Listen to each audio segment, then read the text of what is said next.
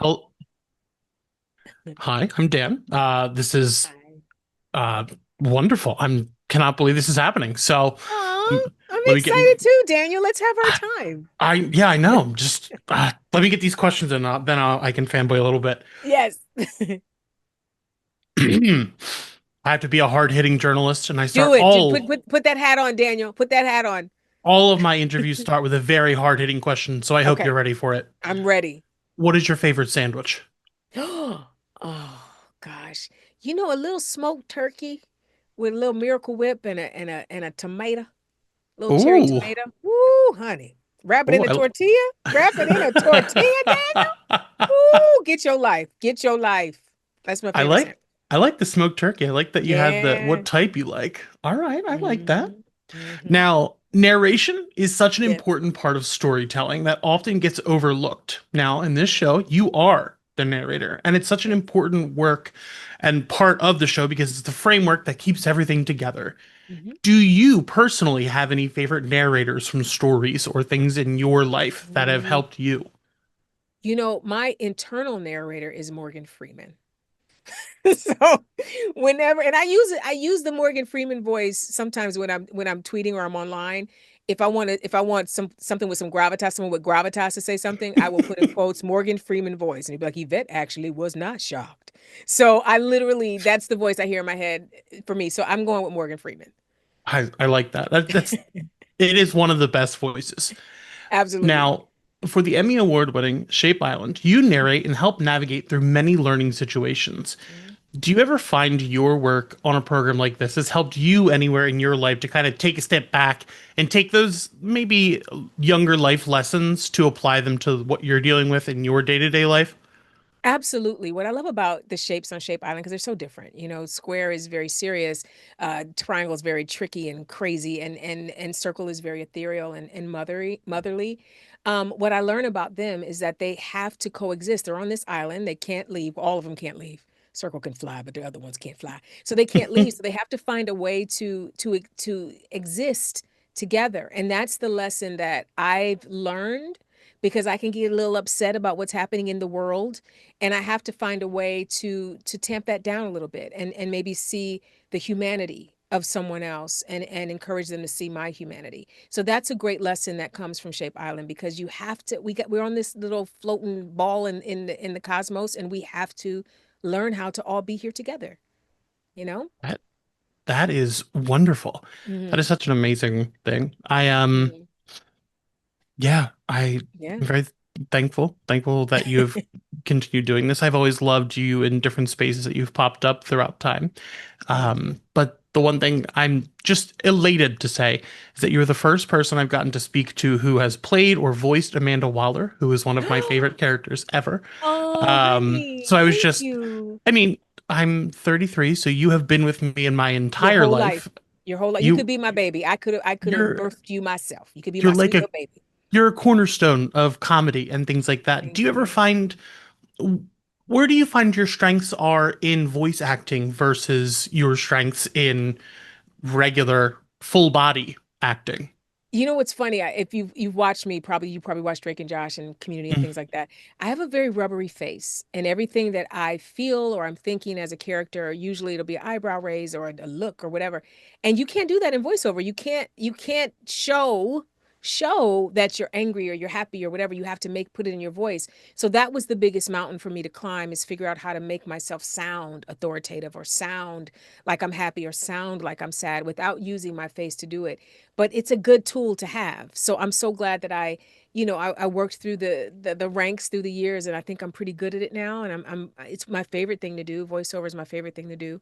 And I'm honored, and I'm really honored. You talk about Amanda Waller. I'm so honored that I'm on that list with like Viola Davis and Angela Bassett, like the people that have played or voiced Amanda Waller is it's legendary. So that I'm on that list is just bananas, Yeah. bananas.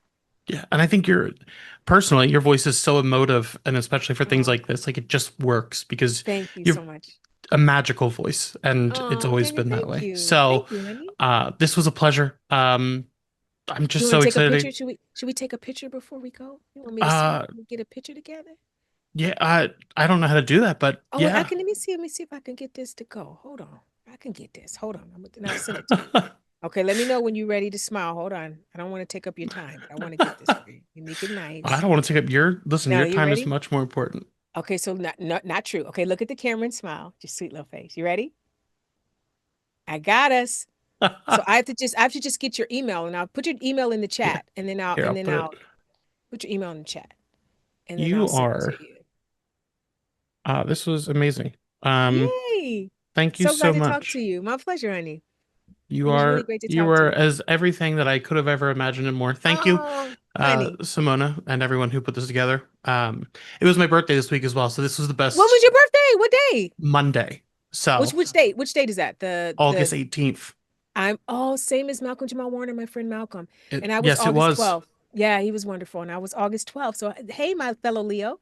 Yeah, we are. Yeah, he was one of the people my whole life is like, that's one of my birthday people. That's your birthday twin. Yeah, yeah. Well, Yeah, you share a birthday with a really great man. So thank you. lucky you. Lucky you. Well, I hope you have a wonderful day and have a great press tour. Thank Thank you, you honey. so Nice to much. meet you. I'll Nice send the to meet you. picture. Bye. Hit record. There you Thank go. you. And then keep your eye out on the chat. We'll send you that 1 minute warning. Absolutely. Just give me 1 second to get into character. So, I'm a hard-hitting journalist, and I like to start every interview off with a pretty heavy one, so I hope you're both ready. Yeah, let's go. What is your favorite sandwich? I can't believe you did this to us, Daniel. All right, there is a sandwich that John and I still talk about. It is a sandwich that we had in Edinburgh. And we talk about it all the time. At this point, it was like 8 years ago, but we're still trying to get back to that sandwich. It had a fig jam. And then what was the cheese, John?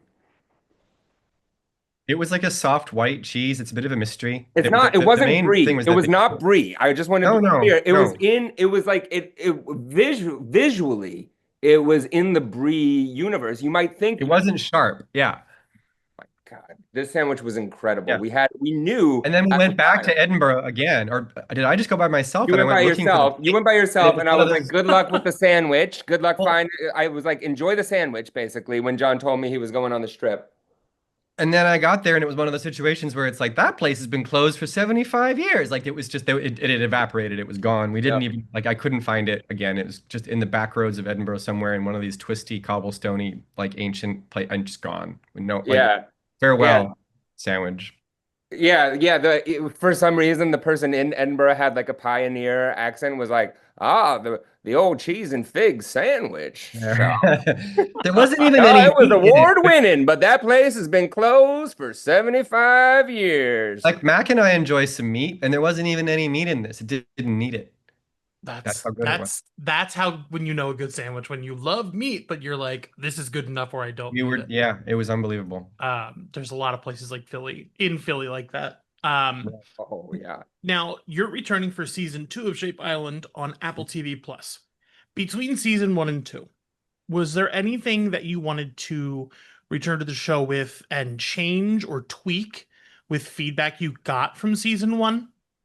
I think it was more, it was not like feedback. It was the sense of getting to know these characters better and just like really sinking into this world. And I don't mean like the island they live on, but the world that's created when you get three very different personalities and you get to know them better and what they mean to each other. It just lets you kind of, I don't know, I like in some ways be looser and in some ways get deeper too.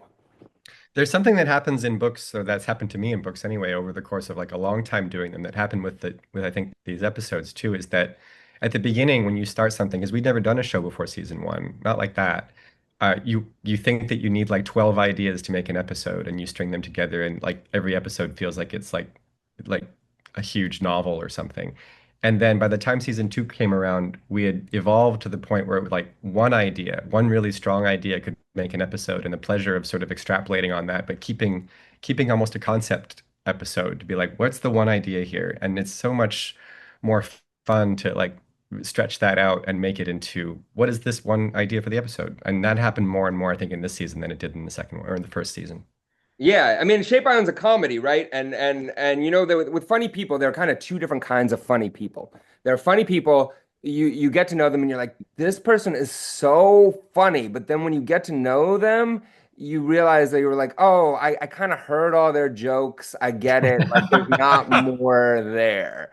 And then there are the funny people that like the more you get to know them, the funnier they are, the more you can't believe it. Like every year you know that person, you're like, man, what a mysterious and funny person. And I feel like that is season two, and that is our characters here. That is our hope, is like it rewards knowing them more. You just laugh even more.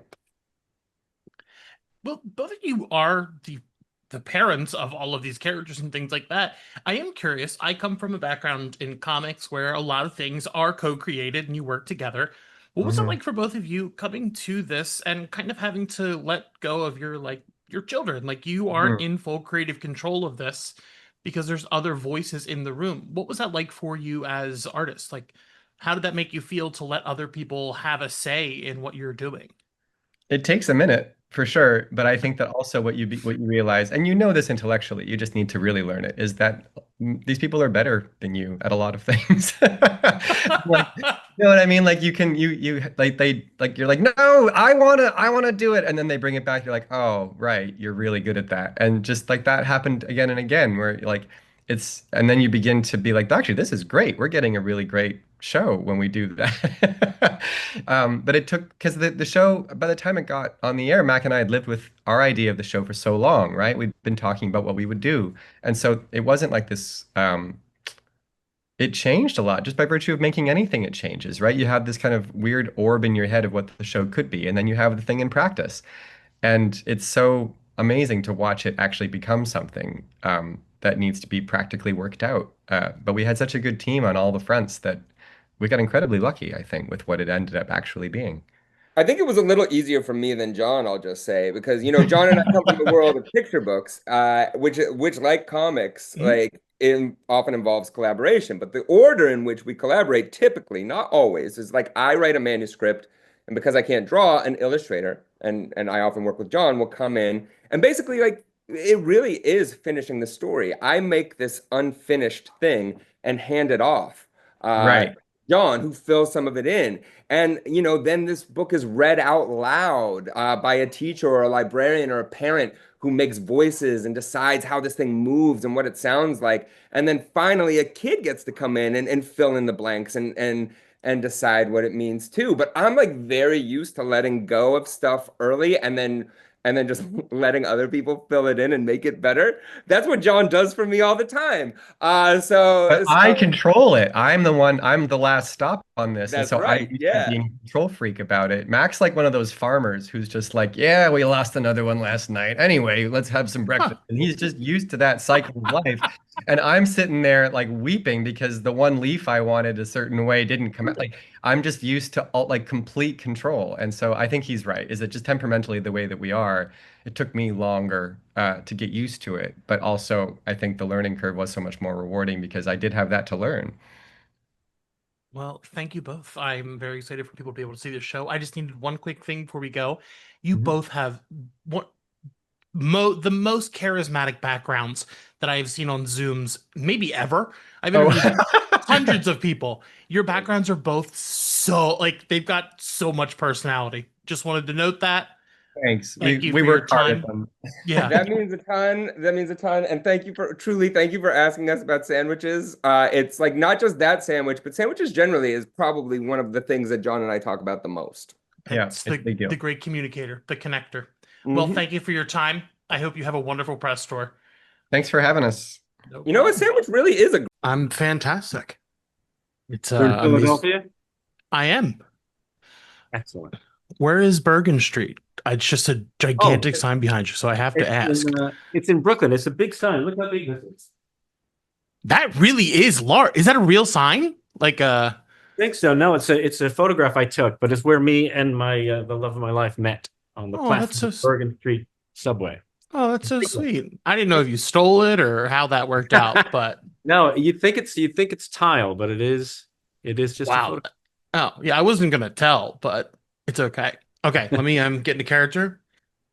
I'm a very serious journalist, and I start every interview off with a hard-hitting question. What is your favorite sandwich? Croque Monsieur. Oh, that's a really good one. And that's a quick response, too. It was going to be peanut butter and jelly, but in recent years, it changed, I think. That's a good one. Ben Folds a couple weeks ago gave me a peanut butter and honey, which I was not ready for. He said it was more adult. And I was like, I don't know if that's true, but It seems believe like what the you kind of thing want. you would put on one slice of bread, Yeah. that on top, and then eat it like this. Yeah. Really like a sticky situation with that one. Yeah, that's not good. Now, with Ben voice is act, wrong. yeah, he is wrong. It's fine. With a show like this, you've done a number of voices and different voice acting roles. For you, as someone with a comedy background and coming to all these different voice acting roles, how do you develop a voice for a character? Like, what is your process? Is it something where you're trying to get a different inflection in how you're speaking, or what do you do? I tend to be pretty technical, unfortunately. Mm-hmm. It takes me a little while to get out of that, but in the first day or two of trying to figure out the voice, I'm very meticulous about it, and then I can loosen up. But generally, I read what is lacking in the scene. So if I'm in a scene with other people, I can hear their voices, and I say, well, what contrasts that and still supports those voices, and also, who do I know who sounds like these lines? Who and what attitude am I looking for with this? And if that attitude was all there was about me, what would that sound like? And Mhm. then flesh it out from there, so it's not just one thought or one voice within Did the you book. did you do any specific training for the voice acting versus the physical acting? Like, is there anything that you do specifically to go into the booth rather than doing a live performance? Well, I mean, if you're saying what has anything influenced me or did I study? Not really. I watched a lot of Mhm. TV, a lot of movies, and I can borrow, the first step of a voice from someone else's performance or from someone I know. And then just going into the booth, I'll do a vocal warm up uh, sometimes, depending. And then I also will with long term things like Baymax, which is a character in a Disney movie that I did 11 years ago, which I'm still doing for Disney in various other forms. Sometimes I'll listen to myself back from 2014 and see if I still have am I still doing the right performance? But then I wonder, am I just imitating myself rather than being the character? And I let myself off the hook. I think I'm doing original work and not just miming and mimicking myself. I feel like an imitation of yourself is a good enough performance. You'd think so, but again, I'm very meticulous. Yeah, I was gonna say, I think you're the only one legally who's allowed to do the imitation of yourself. But with something like Shape Island, you're doing a show where a lot of it is about teaching lessons to your young audience. Do you ever find yourself walking away, taking these lessons into your own life? Well, that's the point, isn't it? Yeah. I mean, some of the things are lessons about how to interact with other people, how to be generous with your time with them, with your forgiveness with them, and just kind of acknowledging who they are without having to filter it through yourself first. And so that's a lesson I can always stick with. And then also there's an aspect of giving yourself a break for being when you feel guilty or when you feel responsible for something that is bad, acknowledging that you shouldn't do it again, but also giving yourself a break and not letting it weigh you down for the rest of your life. I think that lesson comes up a couple of times in the series, and I can certainly take that away too, because I'll feel very bad about things for a long time, and it doesn't help. Well, thank you for your time. I'm